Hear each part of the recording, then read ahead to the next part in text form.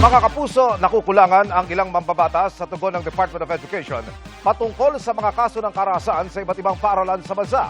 Sa pagdinig ng komite sa Kamara, lumabas din na kulang na mga guidance counselor at school counselor associates sa mga paaralan.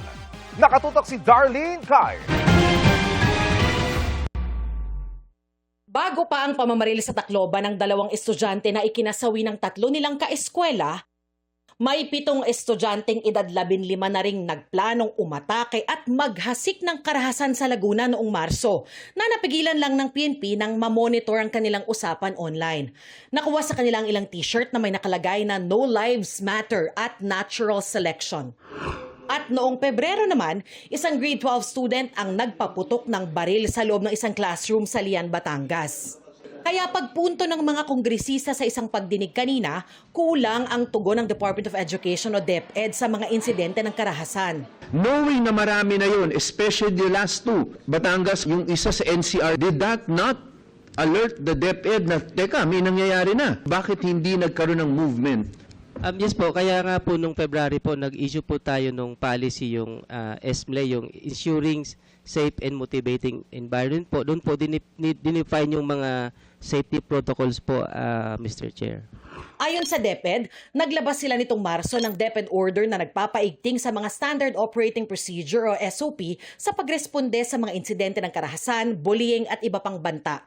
Bukod sa sistema ng pag-report ng bullying at ibang insidente, iniutos nitong sumailalim sa bag inspections lahat ng dadaan sa entrada ng paaralan, bukod sa buwan ng random routine bag inspection. Nag-improve naman po yung compliance po natin, pero hindi lang po talaga namin inasa na ganoon kalaki ng magnitude sa Tacloban. Aminado rin ng DepEd na may kakulangan sa mekanismo ng pagre-report sa mga paaralan. Ang gagawin po namin is maglalagay po kami ng mechanism na pwede silang mag-report anonymously. Meron na bang mechanism o protocol na makaka-report sila kahit anonymous? Sinabi niyo sa mga estudyante, mga magulang, teaching and non-teaching, pag meron kayong nabalitaan o nakitang ganito, report niyo sa amin. Not yet existing. Lumabas ding sa mahigit 5,000 slot para sa guidance counselor ay may 1,181 pa lang na na-hire.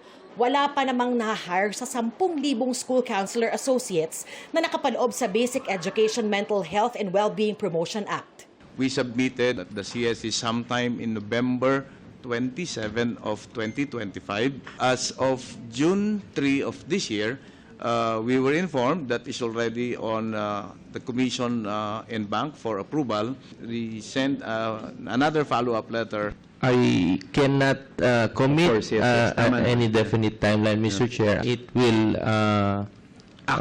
Deliberate already.